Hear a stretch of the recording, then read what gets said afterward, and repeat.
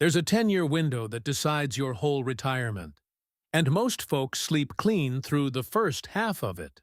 5 years before you quit working, 5 years after. That's the window. That's where the whole thing gets settled. I've sat across from enough retirees to tell you, near everything that goes right or wrong shows up inside those 10 years. Now, here's what ought to bother you. Two fellas walk into that window with the same money and come out nothing alike. One comes out with a retirement that holds. The other comes out with a retirement he's managing instead of living. Same balance, same market, same 10 years. The difference wasn't returns. It never is. The difference was a handful of moves. And you know when near every one of them got made? Before the paycheck ever stopped. 6 moves. That's the whole list. 6 things the folks who land soft do inside that window. I'm Earl. I've spent my life watching how regular folks actually cross that line into retirement. Not the brochure version with the sailboat on it. The real one, with the questions you can't ask out loud. Stay with me for number 6 especially. That one ends more early retirements than any market crash ever has. Miss it, and you can do the other 5 perfect and still get dragged back to work at 63. If you're over 55, tap subscribe before we start. This is the talk nobody ever schedules a meeting for. Let me put 2 faces on this. 2 fellas I've watched go through that window from opposite sides. This is Frank, 63. 31 years at the same plant. Foreman the last 9 of them. And this here's Ray, 64. Sales manager. Out-earned Frank every single year of his working life. Ray's got more in the account today. That part ain't close, and it never was. But Frank's already through the hard part. Ray's just finding out what the hard part costs. And here's the thing about all 6. Not one of them costs you $1.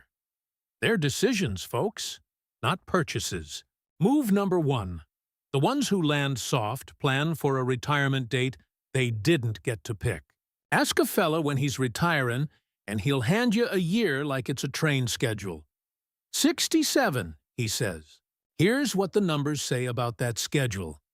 Near half of retirees, 46%, left earlier than they meant to. And that ain't folks deciding to go fishing sooner. Of the ones who went early, 3/4 had it decided for 'em. 41%, a health problem. 35%, the company reorganized and the job just quit existing. So that date you got written in your head ain't a plan, folks. It's just a hope with a number stuck on it. Frank did something about that. He built the whole thing to hold at 62 instead of 67. Not 'cause he wanted out at 62. 'Cause he wanted the choice to still be his if the plant made it for him. Ray built his on 67. Every spreadsheet that man owns starts the year he turns 67. Ray got his package in March. They restructured his whole division. He's 64. 3 years early, folks. And every number he had assumed 3 more years of saving and not $1 of drawing. Now, here's the part that ought to land. Frank ain't smarter than Ray. He just planned for the version he don't control. Run your numbers at 62 this week. If they hold, you're free. If they don't, you found out while you can still fix it. That's 1 down, 5 to go. Move number 2. Build the cash bridge while the paycheck's still coming in. Everybody knows the market drops. But do you feel it in your bones when a drop actually matters? A bad year at 45 is a sale. You buy more shares with the same paycheck, and you thank it later. A bad year in your first retirement decade is something else entirely. You ain't buying anymore, you're selling. And you're selling good shares at a discount to cover a grocery bill that don't go on sale with them. That's why those first 10 years carry near 80% of how the whole 30 turns out. Same average return, folks. Different order. And the order ain't something you get a vote on. So Frank did the boring thing. 2 full years of spending, sitting in cash and short bonds, before he ever handed in his notice. Now I know how that sounds. 2 years of money doing nothing while the market's running. Ray said exactly that to my face. And Ray ain't wrong about the cost. He's just wrong about what he's buying with it. That cash ain't an investment. It's the thing that lets you say no when the market asks you to sell. Frank's bridge means a rough couple years can't reach into his portfolio and make the call for him. He just waits. And here's what folks miss. That bridge gets built while you're still earning. After the paycheck stops, it comes out of the pile itself. 2 down, 4 to go. And remember Frank's 2-year bridge? Here's how he knew what to put in it. Move number 3. The ones who land soft live on the retirement number for a year, while they're still working. Not a budget on paper, folks. A rehearsal. Real money. Real year. Real Christmas. Real busted water heater. So how does that number get made? Take what you got. Take a hair under 4% of it, then add your Social Security. Morningstar put this year's safe rate at 3.9% for a 30-year retirement. Call it 4. So a fella with $600,000 is looking at about $23,000 a year off the pile, plus whatever Social Security pays. That's the number. Now the move. Live on exactly that for 12 months and bank every dollar over it. Frank ran his rehearsal the year he turned 61. Found out in about 4 months his number was too tight. Not by much, couple hundred a month. But he found it out while he still had a paycheck to fix it with. That's the whole point, folks. A rehearsal is where you want the problem to show up. Ray's been retired since March, and he's still running on a number he has never once tested. He'll find out the same thing Frank found out. He'll just find it out with no paycheck standing behind him.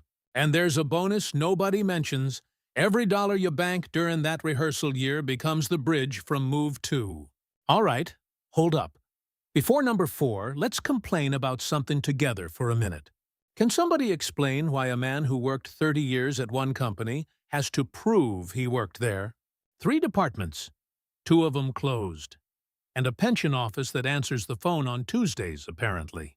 So tell me down in the comments, what's the dumbest hoop somebody made you jump through on your way out the door? Get it off your chest, then come on back, because number 4 moves more money than anything else on this list. That's 3. We're halfway, and this next one moves more money than the other 5 put together. Move number 4. Put your Social Security date on paper, not in your gut. On paper, with the number written next to it. And what do most folks do instead? They claim the month they quit working, 'cause that's when the paycheck stops. Those are 2 completely separate decisions, folks. Retiring is one, claiming is another. Nobody ever tells you that. Every year you wait past full retirement age adds 8% to the check. Permanent. For the rest of your life. 8% guaranteed. In a world where folks pay good money to advisors chasing 4. And it don't stop with you. In a married couple, the bigger check is the one the survivor keeps. So a fella claiming early ain't just trimming his own check. He's trimming his wife's income 30 years down the road. Now, the honest other side, 'cause there is one. If your health ain't good, waiting can be flat out the wrong call. And if claiming early is what lets you walk away from a job that's grinding you into the ground, that's a real answer too. But make the call with a number in front of you. Frank ran both, 62 against 70, written on one page. He landed on 67, and he can tell you exactly why in one sentence. That's what on paper means. Ray claimed the same month his package came through. Didn't run a thing. The paycheck stopped, and he reached for the next one. 4 down, 2 to go. Move number 5. Use the empty years. There's a stretch that opens the day your paycheck stops and closes when Social Security and required withdrawals show up. In that stretch, your income can sit near the floor. Lowest tax years of your whole adult life, folks. And most retirees do the exact same thing with them. Nothing. They live off cash and wait for the mail. The ones who land soft fill that window on purpose. They move money out of the traditional account while it's cheap to move. Pull it out at a low rate now, or let it grow and pull it out at a higher one at 73. Same dollars, different bill. Frank converts a set amount every single year, fills his bracket right up to the line, and then he stops. Now, here's where I gotta be straight with you, 'cause this is exactly where folks get hurt. You might be thinking, hold on, Earl. Don't that extra income mess with something else? And you'd be right to ask. It does. If you're under 65 and buying your own health coverage, every converted dollar counts as income. Push it too high, and you save a little on taxes and lose a whole lot on premiums. I've watched it happen to good people. So before 65, your ceiling ain't your tax bracket. It's whatever keeps your health coverage cheap. After 65, when Medicare takes over, that ceiling lifts and you convert bigger. Order matters here. All right. Before the last one, I want you to do something honest with me for a second. 5 moves so far: the date, the bridge, the rehearsal, the claim, the window. Which one did you already know about? 'Cause I'd put money on it that you knew 3 of them cold, and knowing ain't never saved one soul $1. Ray knew about the bridge. He read about it twice. He just figured he had 1 more year to get around to it. Put it in the comments. Which one have you been meaning to get to? Saying it out loud is how it quits being next year's problem. Now, move number 6. Remember what I told you at the start. This is the one that ends early retirements. If you stop working before 65, you got a gap. No employer plan behind you, and Medicare don't start yet. Folks have always known that gap costs money. What most don't know is what changed at the end of last year. The extra help that was holding those premiums down expired. 22 million people felt it in January. Here's what that looks like on a real man. 60 years old, $64,000 of income, buying his own coverage, about $14,900 a year in premiums before he has seen a doctor one single time. A fella who retired at the start of this year in that age range is paying near $10,000 more than the same fella paid last year. That'll swallow a retirement plan whole. And you know where it don't show up? In one single one of those online calculators. But here's the part that puts it back in your hands. That price ain't set by your savings. It's set by your income. There's a line. Come in under it, and you get help with the premium. Go $1 over it, and the help goes to 0. And you, unlike a working fella, get to choose where your income comes from. Cash, Roth, or the traditional account. That's why Frank keeps 2 years in cash. It ain't just the market, folks. It's the money he can spend without raising his income. Ray's pulling every dollar out of the traditional account because that's where the money sits. And it's costing him the help. So there's your 6. The date you don't pick, the bridge, the rehearsal, the claim on paper, the empty window, and the gap. Not one of them needed a better market or a bigger balance. That's why Frank's through it, and Ray's still finding out. Pick one, folks, just one. Do it this week while it's still sitting in your head. 1 is how this actually starts. And here's our word today. If you want my 1-page version of that 10-year checklist, type window in the comments. 1 word. Window. If this one landed somewhere true, do me a favor and tap that like button. It's the only way YouTube shows this to another fella who needs it. And if you ain't subscribed yet, come on aboard. Real retirement talk every couple days, no hype, and no scare stories. Now tell me straight, just for fun. Are you Frank right now, or are you Ray? I ain't gonna tell anybody.